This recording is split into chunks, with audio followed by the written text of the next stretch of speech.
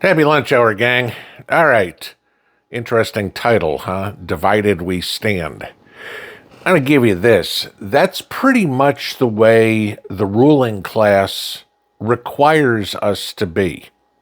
If you've seen what's going on over in Europe right now, and I'll bring this back home in a second, we have butting heads between the leaders of the EU nations and the United States. The United States is now backing away, if you will. Trump had dealt with the peace treaty between Russia and Ukraine, and the Europeans are trying to talk Zelensky out of it. They want to keep a war going, right? And we've talked about many times the reason he wants to do that, the European leaders want to do it, is their economies are failing.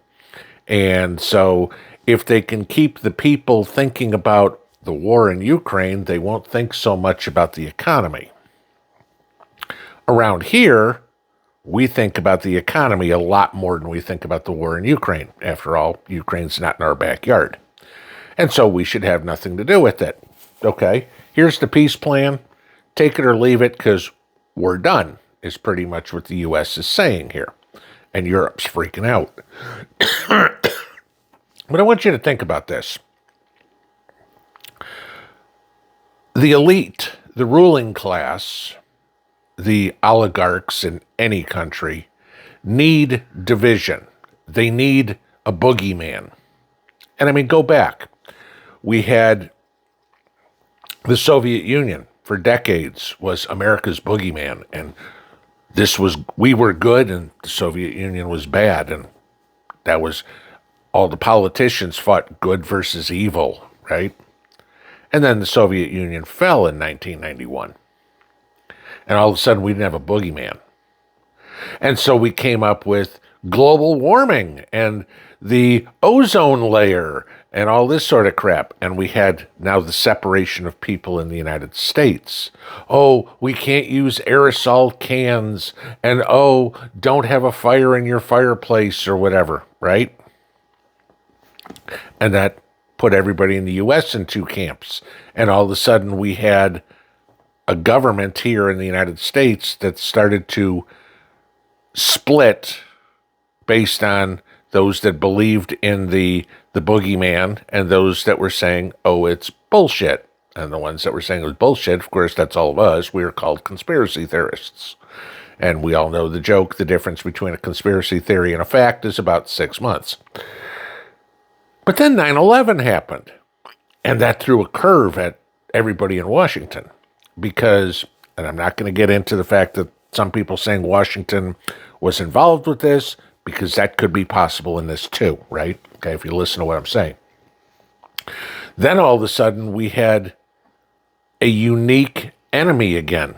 It was the global war on terror. And if you go back after 9/11, and I know I can remember doing this, we all had little yellow ribbons tied from the antennas of our car, or you had yellow ribbons tied around the tree in your front yard, right? Remember all of that? We were all collectively one again. I mean, at that point, George Bush's approval rating was somewhere around 80%. When's the last time you've seen a president like that? But that was because we had a collective enemy that wasn't internal again. And then, of course, the war on terror and the WMD crap and all that came up, and then us realizing that we were all lied to, split the country again, right? And you had diehard Bush supporters saying, yeah, it was right, we were in there, and you had people on the other side who they were proven right this time were, no, this was all a crock of shit. The conspiracy theorists were right again, okay? But this time, the conspiracy theories lined up more with the blue side of the fence, okay? And then, of course, we had that drift on down until we had the economic collapse. And then again, it was all of us together against the government, right? And Barack Obama, the great black hope, was going to come in and save everybody, right? And oh crap, it's the people against the government again. They can't have that. So let's do whatever we can to change this. Well, let's go back to the well here. What'll work? Well, let's instill racism back in the country. We got rid of it 50 years earlier for the most part, but let's bring that back because that's great at dividing people. Okay? And then, of course, we had to throw in the climate change stuff and everything, and all that happened. And we've never recovered from that. But this is where we go. We're on ebbs and flows. And it's exactly what's going on with Ukraine right now. Is, oh my God, we all have a collective boogeyman in Russia again because we have a whole bunch of 80-year-old politicians who still can't get their ass or their head out of their ass from the Cold War.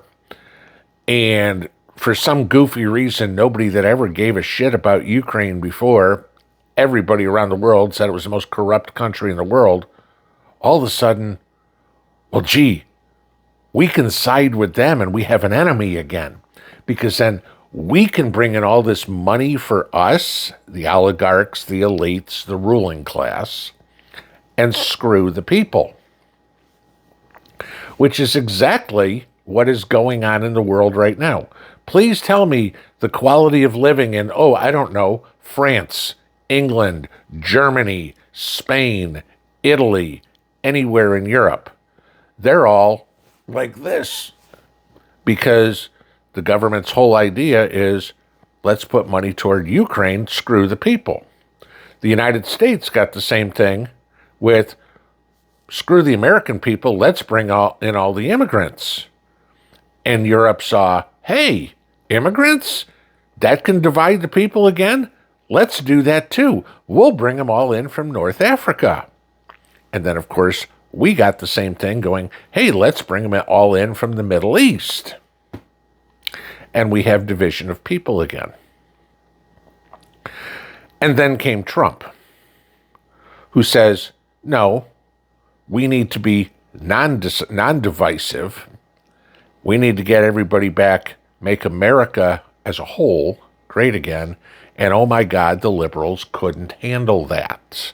And the bobbleheads, the sock puppets that they are, just go, whatever Barry says, whatever Potato Joe says, Well, Barack Obama owns what, 7 houses now, something like that? Hawaii, Illinois, Washington, D.C., prime real estate. I don't know. You got a house in Hawaii? Because I don't. Okay. Joe Biden, a $50 million book deal. I mean, what was it? The estimates are he absconded with something like $11 billion while he was president. That's a nice legacy to leave your family. How many politicians do we know that are wealthy beyond anything most of us can comprehend? Sure, some of them came from successful businesses, and some of them were like Nancy Pelosi, who funded a successful business by being in Congress and all her insider stock trading. They're doing their damnedest to divide us. They've brought in everything to divide us. This is 100% both political parties want to keep the people divided, because as long as we are fighting amongst ourselves, we aren't paying that much attention to what they're doing. You know, we keep hearing the stories about stock trading. Has anything been done on it? Not every 3 months you hear, I put up a new bill to prevent insider trading by members of Congress. And then you don't hear anything about it for 3 months until somebody else says, I did this. Oh, really? Okay, we'll ignore it again. Right? We don't talk about how people, as I said this morning, go into Congress broke and come out with generational wealth. Funny how you can do that on a $174,000 salary, right? We don't talk about the Epstein files. It's all in the news here. for a couple of months, went quiet. Last week, all in the news. Heard anything this week? Nope. Why? Oh, well, the DOJ has 30 days to scrub it to get everything out, because God knows we don't want to damage our reputations. But if we can find some people out in those guys in the public that somebody can hate, we're all for it. We, the people, kind of like the Declaration of Independence, we need to band together and tell them no. The greatest times that we have seen in this country, I don't know, I mean, come from bad times. You all know the saying, good times create weak men, yada, yada, yada. But think about after Pearl Harbor and boys lying about their age to join the military. Think about how collective we were after 9/11.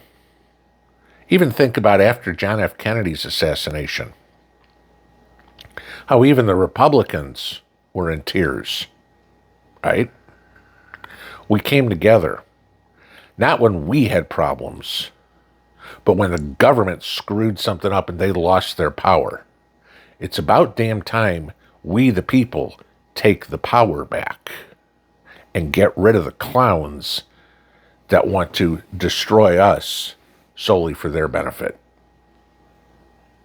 Pinball out.